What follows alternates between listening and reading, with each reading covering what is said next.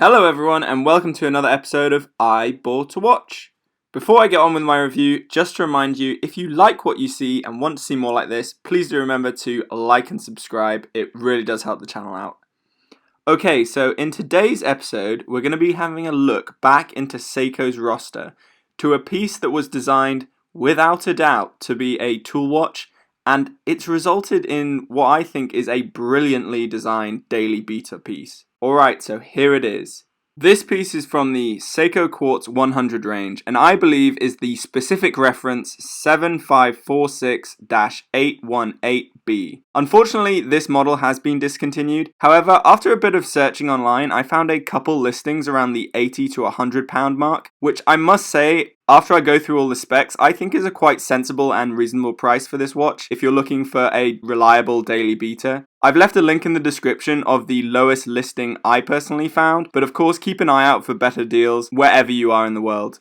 First impressions with this piece is it's obviously a sports watch with certain field watch inspirations, which really culminates in a very smart and legible dial design, which is one of the first things that stood out to me. The other thing that stood out to me immediately is that seconds hand, which ticks away once per second, the telltale sign of a quartz movement. However, something about the slender arrow-style hand ticking away and perfectly hitting each of its markers doesn't disappoint the way a quartz normally does for me, and in fact instills a sense of calm that I'm dealing with a reliable timepiece that won't let me down, is easily legible, and is exactly what I'm looking for in a daily beater.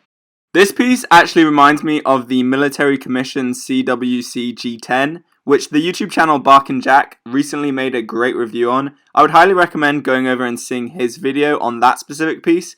I'll add a link up here in the corner if you want to go check that out. Right, so let's go over some of these specifications. So this piece houses the Seiko Quartz caliber 7546 movement. This is an absolute workhouse of a movement. It's durable, has the day-date complication, hacks allowing you to set the time incredibly accurately, and of course since it's a quartz means that the movement is incredibly reliable provided you replace the battery every couple of years. And then this watch has no reason to ever let you down. This watch has a case diameter of 38mm, a lug to lug of 42mm, a width of 12mm with an unsigned screw down crown at the 4 o'clock, a lug width of 19mm, but has an interesting case design making the actual attachment appear integrated.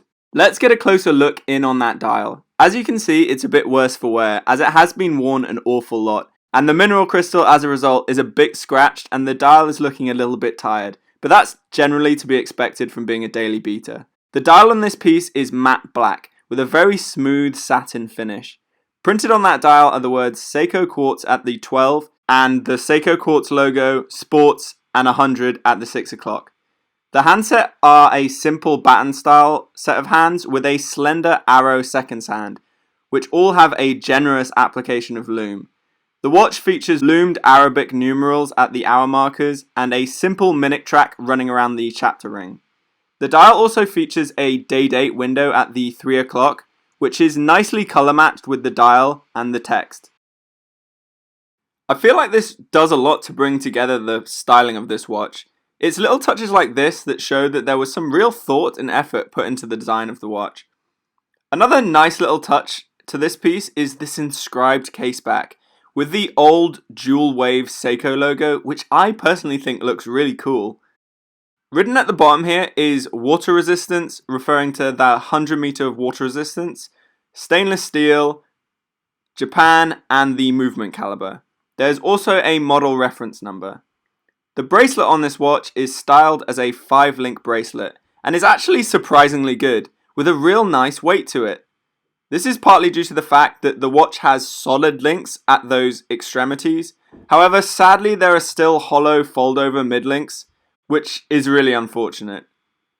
Adjusting the piece is fairly easy. It uses the push pin and collar system, which is a nice change from the fork-pronged system that Seiko are currently using in their Seiko 5 models.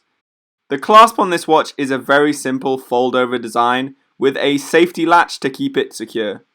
Sadly, this buckle is unsigned. However, there is a good amount of micro adjust with 7 different positions to get the perfect fit. However, if metal bracelets aren't for you, I think this watch would also wear really well on a NATO or Zulu strap. It would really bring out the field watch look that I think this watch was going for. The hidden lug design also means that getting the perfect fit on these slightly awkward 19mm lugs won't be such an issue, as you won't be able to see if the strap is either slightly too big or too small. Now let's pop this one on the wrist.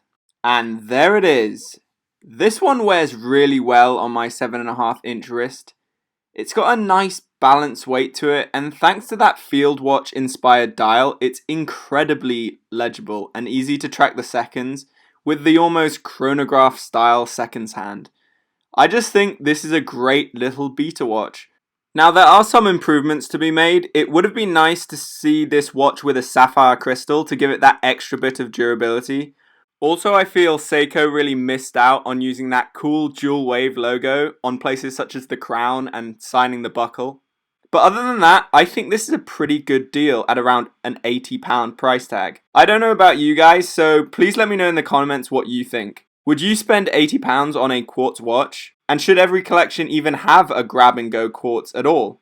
Well, that just about does it for this episode. As always, if you like what you see and want to see more, please remember to hit that like and subscribe, and I'll see you again in the next episode.